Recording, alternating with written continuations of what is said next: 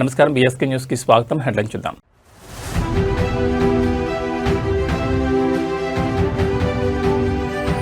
ప్రాణాలకు తెగించి ఘటనా స్థలాలకు వెళ్లాం. శాంతి భద్రతల పరిరక్షణే ఏకైక లక్ష్యమన్న ఏపీ సీఎం.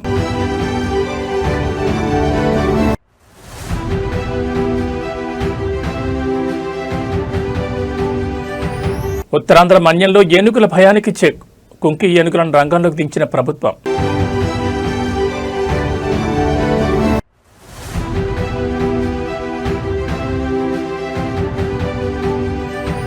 బర్త్డే వేడుకల కంటే విద్యార్థుల భవిష్యత్తే ముఖ్యం. నెట్టింట కేటీఆర్పై ప్రశంసల వర్షం.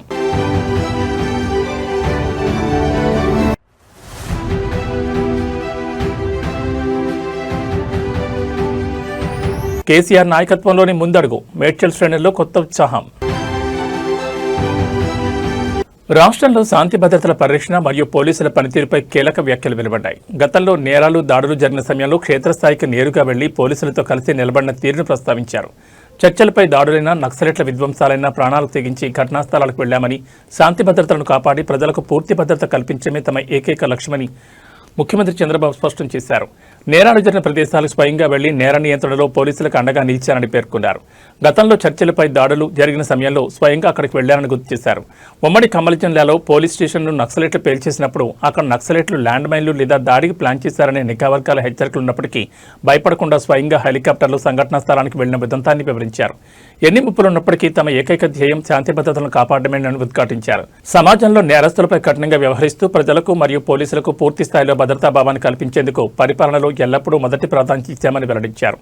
శాంతి భద్రతల పరిరక్షణపై చేసిన ఈ వ్యాఖ్యలు ప్రస్తుతం రాజకీయ వర్గాల్లో హాట్ టాపిక్ గా మారాయి. ఈవెన్ నాకు జూబ్లీ హిల్స్ లో విచిత్రంగా ఎగ్జాస్ట్ ఫ్యాన్ లో నుంచి క్రైమ్లు చేసేవాళ్ళు. నన్ను పట్టుకోవాలంటే అప్పుడు ఆర్పీ సింగ్ గారు పవర్ఫుల్ గానే ఉండేవాడు కానీ చేయలేకపోతే నేను వెళ్ళాను 3 సైట్లకి. అప్పుడు కంట్రోల్ అయ్యాను. చర్చిల మీద దాడులు జరిగితే 3-4 చర్చెస్కి వెళ్ళాను.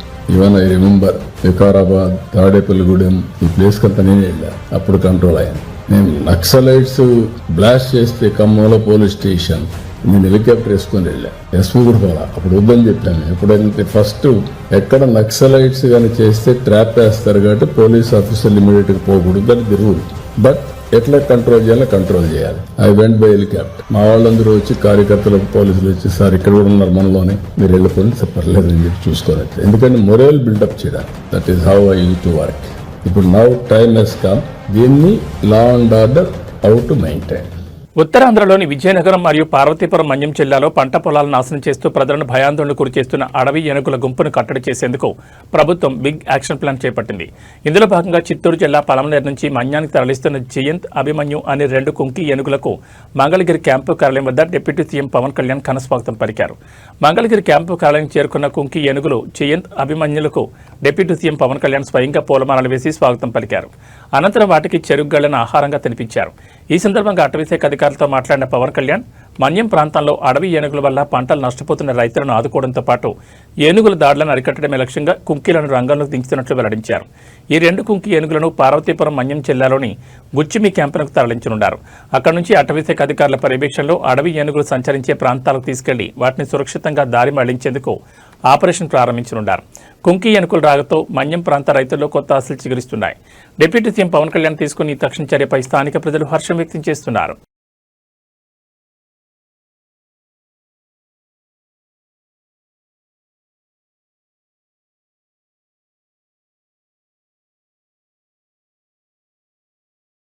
బీఆర్ఎస్ వర్కింగ్ ప్రెసిడెంట్ కేటీఆర్ తన 50వ జన్మదిన వేడుకలను పూర్తిగా రద్దు చేసుకున్నారు. నీట్ పరీక్షల అక్రమాలు మరియు లీకేజీలపై పోరాడుతున్న విద్యార్థులకు, యువతకు మద్దతుగా నిలిచేందుకు ఆయన ఈ నిర్ణయం తీసుకున్నారు. హైదరాబాద్ ఇందిరా పార్క్ వేదికగా బీఆర్ఎస్వీ ఆధ్వర్యంలో నిర్వహిస్తున్న మహాధర్నాకు కేటీఆర్ స్వయంగా బయలుదేరి వెళ్లడం రాష్ట్ర రాజకీయాల్లో ఆసక్తిగా మారింది. నీట్ పేపర్ లీకేజీపై ఢిల్లీ యంతర్ మంతర్ వద్ద శాంతియుతంగా ఆందోళన చేస్తున్న విద్యార్థులపై జరిగిన పోలీస్ లాఠీచార్జ్ మరియు ఉక్కుపాదం మోపడాన్ని కేటీఆర్ తీవ్రంగా ఖండించారు. కేంద్రం బలప్రయోగం ద్వారా యువత గొంతు నొక్కలేదని స్పష్టం చేశారు. విద్యార్థులు న్యాయమైన పోరాటానికి సంఘీభావంగానే తన పుట్టినరోజు వేడుకలకు దూరంగా ఉండి ఇందిరా పార్క్ ధర్నాలో పాల్పంచుతున్నట్లు వెల్లడించారు. ఇందిరా పార్క్ వద్ద బీఆర్ఎస్వీ చేపట్టిన ఈ మహాధర్నాకు తెలంగాణ వ్యాప్తంగా వేలాది మంది విద్యార్థులు, యువకులు మరియు బీఆర్ఎస్ నాయకులు తరలివచ్చారు. నీట్ అక్రమాలపై సమగ్ర విచారణ జరిపించి విద్యార్థులకు భవిష్యత్తుకు భరోసా కల్పించాలని కేంద్ర విద్యాశాఖ బాధ్యత వహించాలని బీఆర్ఎస్పీ నాయకులు డిమాండ్ చేస్తున్నారు. జన్మదిన వేడుకల కంటే విద్యార్థుల భవిష్యత్తే ముఖ్యమని కేటీఆర్ తీసుకున్న ఈ నిర్ణయం ప్రస్తుతం సోషల్ మీడియాలో నెటిజన్లు మరియు విద్యార్థుల ఆదరణ పొందుతోంది.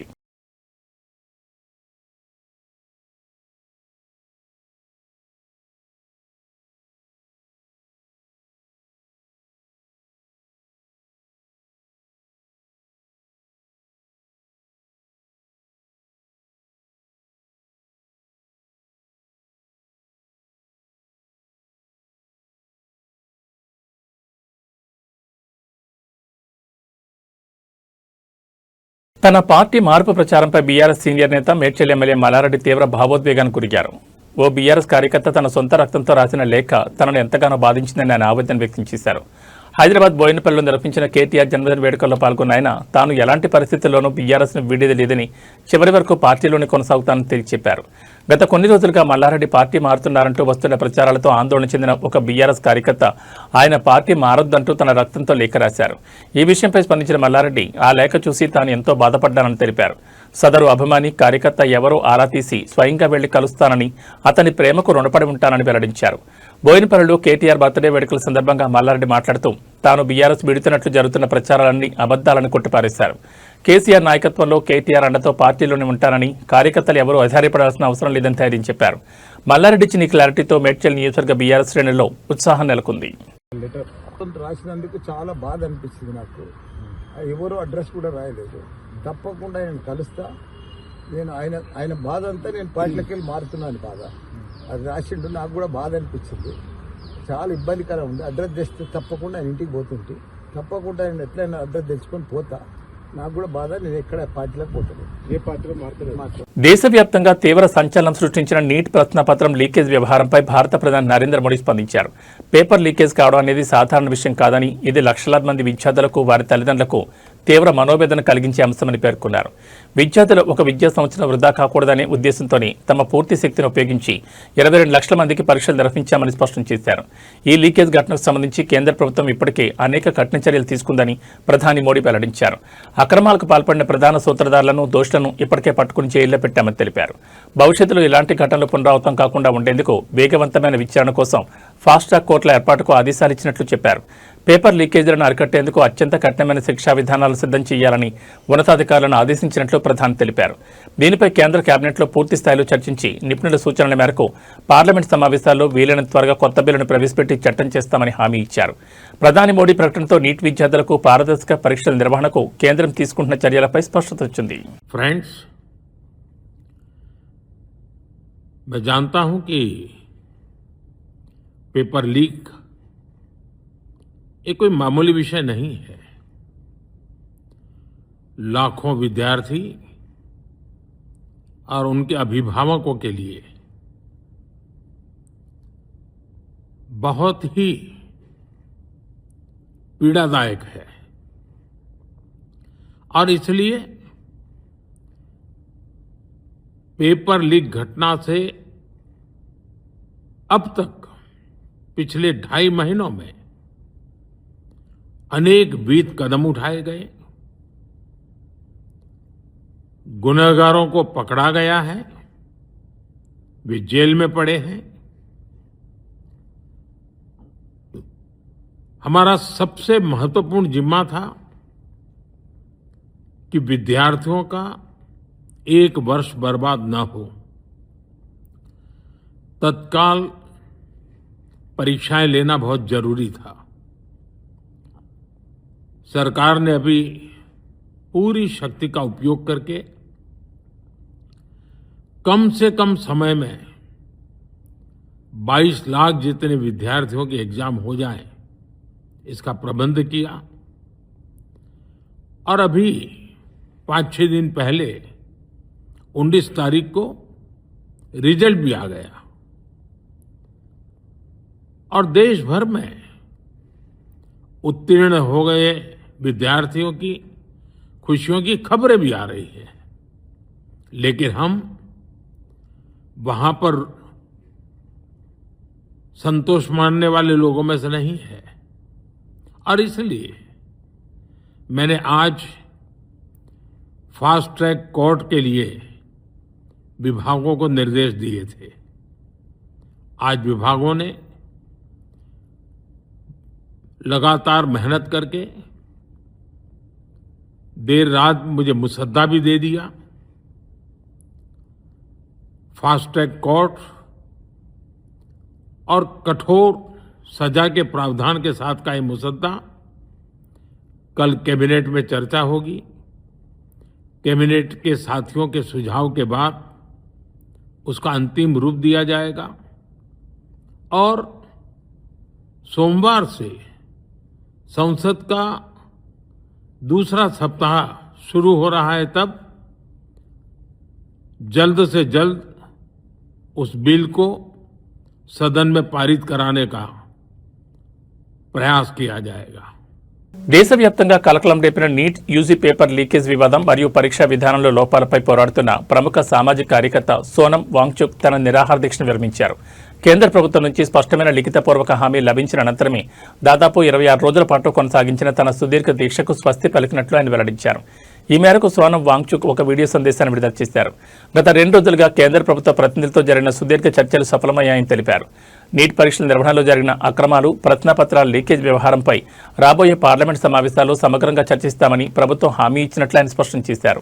దేశంలోని లక్షలాది మంది విద్యార్థుల భవిష్యత్తును దృష్టిలో ఉంచుకుని మొత్తం పరీక్షల వ్యవస్థను ప్రక్షాళన చేసేందుకు కేంద్రం సుముఖత వ్యక్తం చేసిందని వాంగ్చుక్ పేర్కొన్నారు. ప్రభుత్వం నుంచి అధికారికంగా హామీ లభించడం విద్యార్థుల సంయుక్త పోరాటానికి దక్కిన విజయంగా భావిస్తున్నట్లు వెల్లడించారు.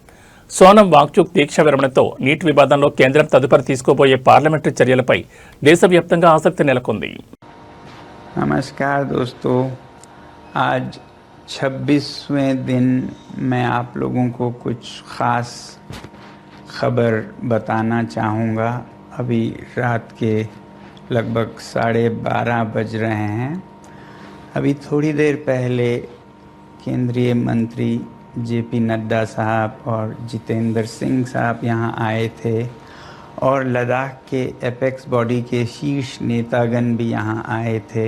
और उससे पहले आप लोगों को मालूम है विभिन्न राजनीतिक दलों के लगभग 65 सांसदों ने आकर और हस्ताक्षर देकर हमसे अनशन तोड़ने के लिए कहा और वो संसद में इस मुद्दे पर नीट पेपर्स और परीक्षाओं की प्रणाली पर चर्चा करेंगे, ये आश्वासन दिया। और जो सरकार और बैठना पड़ा और ज़्यादा भी बैठ जाता तो आखिर में आज उन्होंने लिखकर आश्वासन दिया है। Statement from the government side, government is positive on not registering cases against those protesting peacefully at Jantar Mantar in Delhi and those participating in the march to the parliament on July 20, 2026. The government has already assured threadbare discussions to find solutions to paper leaks and educational reforms for exams in the parliament. Besides, the government is also positively considering suitable compensations for the suicide victims of recent NEET paper leaks. ये हमारे side से Thank you. I have my రాబోయే స్థానిక సంస్థల ఎన్నికలను YSR Congress party అత్యంత ప్రతిష్టాత్మకంగా తీసుకోనుంది. క్షేత్రస్థాయిలో పార్టీని మరింత బలోపేతం చేయడంతో పాటు స్థానిక పోరులో ప్రతి స్థానంలోనూ వైఎస్ఆర్సీపీ పోటీ చేసి విజయం సాధించడమే లక్ష్యంగా వైఎస్ఆర్సీపీ అధినేత వైఎస్ జగన్మోహన్ రెడ్డి పార్టీ శ్రేణులకు పిలుపునిచ్చారు. కోనసీమ జిల్లాకు చెందిన ముఖ్య నాయకులతో సమీక్షా సమావేశం నిర్వహించిన జగన్ రాబోయే రోజుల్లో అనుసరించాల్సిన వ్యూహంపై దిశానిర్దేశం చేశారు. సమావేశంలో వైఎస్ జగన్ మాట్లాడుతూ ఆగస్టు 15వ తేదీ నుంచి గ్రామ స్థాయిలో పార్టీ సమావేశాలు నిరంతరం నిర్వహించాలని ఆదేశించారు. రాబోయే 4 నెలల పాటు పార్టీ కోఆర్డినేటర్లు నియోజకవర్గాలు, గ్రామాలు మరియు వార్డుల పరిధిలో విస్తృతంగా పర్యటించాలని స్పష్టం చేశారు. నాయకులు, కార్యకర్తలు నిరంతర ప్రజల్లోనే ఉంటూ వారి సమస్యలను తెలుసుకోవాలని సూచించారు. గ్రామ మరియు వార్డు స్థాయిలో నిర్వహించే సమావేశాల్లో పార్టీ కమిటీల సభ్యులకు అధికారికంగా గుర్తింపు కార్డులను పంపిణీ చేయాలని ఆదేశించారు. స్థానిక ప్రజా సమస్యలపై వైఎస్ఆర్సీపీ క్షేత్రస్థాయి నుంచి గళం విప్పాలని, కూటమి ప్రభుత్వ వైఫల్యాలను నిలదీస్తూ ప్రజలకు అండగా నిలవాలని వైఎస్ జగన్ దిశానిర్దేశం చేశారు. జగన్ ఇచ్చిన ఈ శ్రేణుల దిశానిర్దేశంతో కోనసీమ జిల్లా వైఎస్ఆర్సీపీ వర్గాల్లో కొత్త ఉత్సాహం నెలకొంది.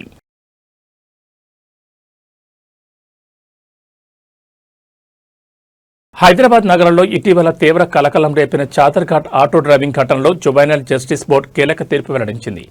ఆటో నడుపుతూ ఒక యువతిని ఒళ్ళో కూర్చోబెట్టుకుని ప్రమాదకర రీతిలో వాహనం నడిపిన మైనర్ బాలుడికి 4 రోజుల పాటు కమ్యూనిటీ సర్వీస్ శిక్ష విధిస్తూ ఆదేశాలు జారీ చేసింది. సోషల్ మీడియాలో వైరల్ అయిన వీడియో ఆధారంగా చర్యలు తీసుకున్న పోలీసులు అతన్ని బోర్డు ముందు ప్రవేశపెట్టారు.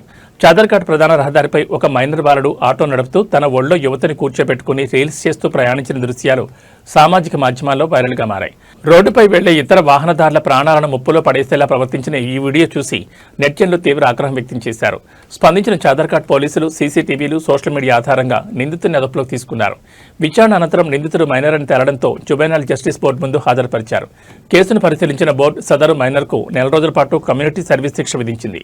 ప్రతిరోజు ఉదయం 10 గంటల నుంచి మధ్యాహ్నం 2 గంటల వరకు బోర్డు కార్యాలయంలోనే ఉండి సేవలు అందించాలని ఆదేశించింది. ట్రాఫిక్ నిబంధనలు ఉల్లంఘిస్తూ రీల్స్ పేరిట స్టంట్లు చేస్తే కఠిన చర్యలు తప్పవని పోలీసులు స్పష్టం చేశారు. మేడ్చల్లోని ప్రముఖ ఐటీ సంస్థ టెక్ మహీంద్రా కంపెనీ ముందు తీవ్ర ఉద్రిక్తత నెలకొంది. తనను అకారణంగా ఉద్యోగం నుంచి తొలగించారంటూ సాఫ్ట్వేర్ ఉద్యోగిని భావన కంపెనీ ప్రధాన గేటు ముందు ధర్నా దిగారు. అనారోగ్యంతో బాధపడుతున్న తన చిన్నారి పాపను చూసుకునేందుకు కేవలం 3 రోజులు సెలవు అడిగినందుకే యాజమాన్యం దారుణంగా ఉద్యోగం నుంచి తీసేసిందని ఆవేదన వ్యక్తం చేశారు. గతంలో తాను తీవ్ర అనారోగ్యంతో ఆఫీసులోనే కింద పడిపోతే కంపెనీ ప్రతినిధులు కనీసం పట్టించుకోలేదని భావన ఆరోపించారు. ఆసుపత్రిలో 14 రోజుల పాటు చికిత్స పొందుతున్న సమయంలో కూడా ఉద్యోగం నుంచి తీసేస్తామని బెదిరింపులకు గురిచేశారని కన్నెట్టి పర్యంతమయ్యారు. ఉద్దేశపూర్వకంగానే తనపై కక్షగట్టి కంపెనీ నుంచి తొలగించారని మండిపడ్డారు.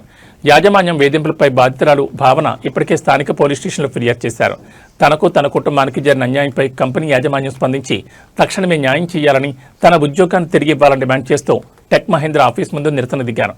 సాఫ్ట్వేర్ కంపెనీ ముట్టడితో అక్కడ బాధితురాలికి ఐటీ ఉద్యోగ సంఘాలు, స్థానికులు మద్దతుగా నిలుస్తున్నారు.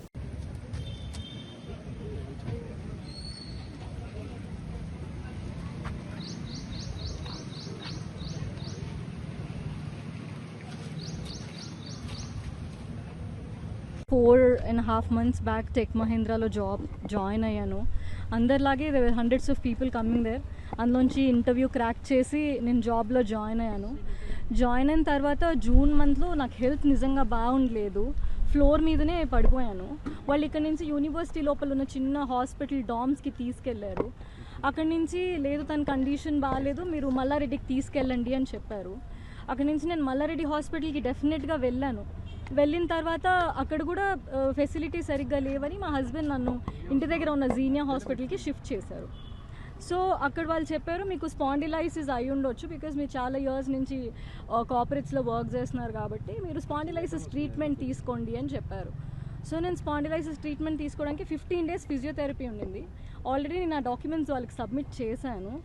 ఆ పాయింట్ ఆఫ్ టైంలో డాక్యుమెంట్స్ సబ్మిట్ చేసిన తర్వాత ఆ 14 days ఆఫ్ టైంలో థ్రెటనింగ్ ఈమెయిల్స్, మిమ్మల్ని మేము జాబ్లోంచి తీసేస్తున్నాం, మీరు రిపోర్ట్ చేయట్లేదు, discontinuation of your work, we're very sorry to let you know that your no more an employee, అలా మెయిల్స్ పెట్టడం స్టార్ట్ చేశారు.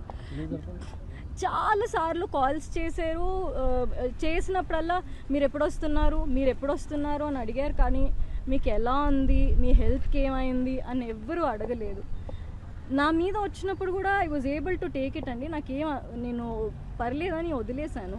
బట్ 2 steps ఫార్వర్డ్ వెళ్ళిన తర్వాత మధ్యలో కొన్ని రోజులు వాళ్ళే క్యాబ్ స్కెడ్యూల్ చేయలేదు. I have a proof of it. So cab schedule చేయలేదు. ఫ్రైడే ఏం జరిగిందంటే మా పాపకి ఒంట్లో బాగాలేదని నేను కాల్ చేసి చెప్పాను. నేను క్యాబ్ ఏరియాలో అక్కడ దిగి ఇక్కడ నడుచుకుంటూ వచ్చేసరికి 3 calls వచ్చాయి. మా టీమ్ లీడర్ అన్నారు మీరు పైకి వచ్చేసేయండి, పైకి మీరు మాట్లాడండి, మీరు ఫస్ట్ లాగిన్ చేసేయండి అని చెప్పారు. లాగిన్ చేస్తే లేట్ అవుతుంది కదా సార్, నేను మళ్ళీ ఇంటికి వెళ్ళడానికి లేట్ అవుతుంది, నేను లాగిన్ చేయలేదు, నేను ఇంటికి వెళ్ళిపోతాను అని. ఆల్రెడీ డెసిషన్ కనుక మీరు తీసేసుకుంటే మీరు మమ్మల్ని ఎందుకు మేడం అడగడం అంటే, లేదు సార్ మీరు మా టీఎల్ మీకు చెప్పకుండా ఎలా ఉంటాను అని చాలా మర్యాదగానే నేను కాల్ డిస్కనెక్ట్ చేశాను. ఆ తర్వాత నెక్స్ట్ డే మార్నింగ్ కూడా నాకు కాల్ వచ్చింది. కాల్ వస్తే నేను డాక్యుమెంట్స్ పెట్టాను, నోటెడ్ అని పెట్టారు. పెట్టిన తర్వాత వాళ్ళు నాకు 22nd రోజు నేను నార్మల్గా లాగిన్ చేయడానికని వచ్చానండి. ఫ్రైడే రోజు నేను ఆఫీస్కి వెళ్ళలేదు. డాక్టర్కి కాల్ చేశాను, doctor Prashant Edwards, I proof of it. తను రేపు పొద్దున్న మార్నింగ్ 10 o'clockకి రమ్మన్నారు. సాటర్డే రోజు పాప నేను ప్రాపర్గా హాస్పిటల్కి తీసుకెళ్ళిన తర్వాత వాళ్ళు టెస్ట్స్ చేశారు. రిపోర్ట్స్ అన్నీ సండే కదండి మండే వచ్చి తీసుకోండి అన్నారు. మండే మొత్తం ట్రీట్మెంట్ చేసిన తర్వాత కూడా, నేను డాక్యుమెంట్స్ పంపించిన తర్వాత కూడా they wrote me an email, that నేను డాక్యుమెంటేషన్ పంపించలేదు, వాళ్ళకి ఎలాంటి కమ్యూనికేషన్ ఇవ్వలేదు కాబట్టి నన్ను సర్వీసెస్ నుంచి తీసేస్తున్నా అని మెయిల్ పెట్టారు. After multiple attempts we have not any medical report nor have reported back to office, hence we will have to unfortunately proceed with the separation under abandonment form అని ఒక mail పెట్టారు. నా దగ్గర proofs ఉన్నాయి that నేను I have sent it to them అని చెప్పి. ఒకటి నాకు మెయిల్ 21st రోజు మెయిల్ వచ్చింది, థ్రెటనింగ్ మెయిలే అది కూడా. It is not never requesting. Phone చేసినప్పుడు కూడా మీ పాపకి ఎలా ఉంది, మీరు ఎప్పటి వరకు వస్తారు కూర్చోండి. 21st రోజు వాళ్ళు ఇచ్చారు, వాళ్ళకి నేను రిప్లై చేశాను. నేను ఎక్కడ వాళ్ళకి కమ్యూనికేట్ చేయకుండా పారిపోయానో నాకైతే తెలియలేదు. మళ్ళీ ఇందులో క్లియర్గా you haven't reported to office అన్నారు. 22nd రోజు నేను ఆఫీస్కి వచ్చాను, ఐ యూజ్డ్ ఆఫీస్ క్యాబ్. వచ్చిన తర్వాత when I was reading those mails అండి, నాకు అనిపించింది నేను ఇంత టాక్సిక్ ఎన్వైరన్మెంట్లో నేను వర్క్ చేయలేను. Anyhow I was decided to put down my papers and police స్టేషన్కి వెళ్ళాను నేను టు కంప్లైంట్. పోలీసులు ఏమంటారంటే మీరు లేబర్ లాకి వెళ్ళిపోండి, లేబర్ లా దగ్గర నుంచి సపోర్ట్ తీసుకోండి అని చెప్పారు. వాళ్ళు ఎఫ్ఐఆర్ చేయలేదు, పిటిషన్ తీసుకుని రిసిప్ట్ ఇచ్చారు. నిన్న డే మొత్తం పోలీస్ స్టేషన్లోనే ఉన్నాను.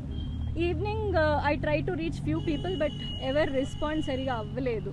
ఒకటి అయితే నిజం, this is a very toxic environment for especially for women to work. Tollywood young and glamorous beauty Bhagyashree Borse social మీడియాను తన లేటెస్ట్ లుక్స్ తో షేక్ చేస్తున్నారు. తాజాగా ఎయిర్పోర్ట్ లో అత్యంత ట్రెండీగా కనిపించిన ఈ ముద్దుగుమ్మ తన స్టైలిష్ బ్యాగ్ మరియు ప్రెజెన్స్ తో అభిమానులను నెట్జన్లను విశేషంగా ఆకట్టుకుంటున్నారు.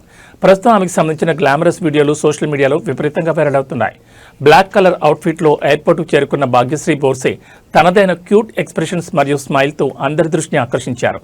కెమెరా కంటికి చిక్కిన ఈ భామ స్టైలిష్ లుక్స్ కు నెటిజన్లు ఫిదా అవుతున్నారు. సోషల్ మీడియాలో ఈ వీడియోలు క్షణాల్లో వైరల్ అవడమే కాకుండా అభిమానుల నుంచి లైక్లు, కామెంట్లతో ట్రెండింగ్ లో నిలుస్తున్నాయి. ఇటీవల లెనిన్ చిత్రంతో మంచి సక్సెస్ అందుకున్న భాగ్యశ్రీకి ప్రస్తుతం టాలీవుడ్ లో ఆఫర్లు క్యూ కడుతున్నట్లు ఫిల్మ్ నగర్ టాక్. తన నటనతోనే కాకుండా గ్లామర్, ఫ్యాషన్ సెన్సేషన్ తోనూ మెప్పిస్తున్న ఈ బ్యూటీ రాబోయే రోజుల్లో పెద్ద ప్రాజెక్టులతో ప్రేక్షకుల ముందుకు రాబోతున్నట్లు సమాచారం. భాగ్యశ్రీ బోర్సే ట్రెండీ లుక్స్ ప్రస్తుతం డిజిటల్ ప్లాట్ఫామ్లపై జోరుగా ప్రచారం పొందుతున్నాయి.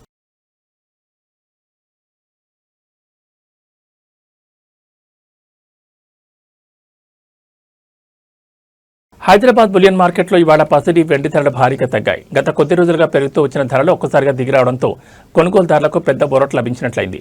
24 క్యారెట్ల స్వచ్ఛమైన బంగారం ధర తులానికి 1000 రూపాయలకు పైగా తగ్గగా వెండి ధర కూడా వేలల్లో పతనమైంది. మార్కెట్ వివరాల్లోకి వెళ్తే హైదరాబాద్లో 24 క్యారెట్ల 10 గ్రాముల బంగారం ధర ఇవాళ 1850 రూపాయలు తగ్గి 1,44,330 వద్ద కొనసాగుతోంది. అలాగే ఆభరణాల తయారీకి ఉపయోగించే 22 క్యారెట్ల 10 గ్రాముల పసిడి ధర 1,700 మేర పతనమై 1,32,300 వద్ద పలుకుతోంది. అంతర్జాతీయ మార్కెట్లో చోటు చేసుకున్న పరిణామాల కారణంగానే దేశీయంగా కూడా బంగారం ధరలు దిగివచ్చినట్లు వ్యాపార వర్గాలు వెల్లడిస్తున్నాయి. మరోవైపు వెండి ధర కూడా భారీగా దిగివచ్చింది. కేజీ వెండి ధర ఏకంగా 5,000 తగ్గి ప్రస్తుతం 2,40,000 నమోదైంది.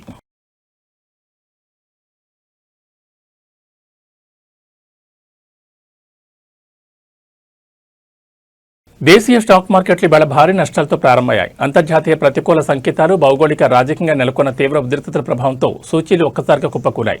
ప్రారంభంలోనే నిఫ్టీ ఏకంగా 191 పాయింట్లు కోల్పోయి 23,678 వద్ద కొనసాగుతుండగా సెన్సెక్స్ 673 పాయింట్ల పతనమై 75,717 వద్ద తీవ్ర ఆందోళనకరంగా ట్రేడ్ అవుతోంది. మార్కెట్ల పతనానికి ప్రధానంగా ఇరాన్, అమెరికా మధ్య యుద్ధం మరింత ముదరడమే కారణమని విశ్లేషకులు చెబుతున్నారు. ఎర్ర సముద్రంలో ఆయిల్ ట్యాంకర్లపై హౌదీ తిరుగుబాటుదారులు దాడులకు తెగబడడంతో పాటు అమెరికా అధ్యక్షుడు ట్రంప్ విధించిన కొత్త టారిఫ్లు ప్రపంచ వ్యాపార రంగాన్ని కలవరపెడుతున్నాయి. దీనికి తోడు అంతర్జాతీయంగా క్రూడాయిల్ ధరలు ఒక్కసారిగా భగ్గుమనడంతో పసిడి, ఆయిల్ ఆధారిత రంగాలు తీవ్ర ప్రతికూలత ఎదుర్కొంటున్నాయి. మరోవైపు విదేశీ పెట్టుబడులు తరలిపోతుండటంతో డాలర్తో పోలిస్తే భారత రూపాయి విలువ ఎన్నడూ లేని విధంగా 96.63కి పడిపోయి ఆందోళన కలిగిస్తోంది. విదేశీ సంస్థాగత ఇన్వెస్టర్లు భారీగా లాభాల స్వీకరణకు దిగడం, రూపాయి బలహీనపడడంతో ఒక్కరోజు ఇన్వెస్టర్ల సంపద లక్షల కోట్ల రూపాయల్లో ఆవిరైపోయింది. ప్రస్తుతం నిఫ్టీ, సెన్సెక్స్ నష్టాల్లోనే ట్రేడ్ అవుతుండటంతో ఇన్వెస్టర్లు ఆచితూచి అడుగులు వేయాలని నిపుణులు సూచిస్తున్నారు.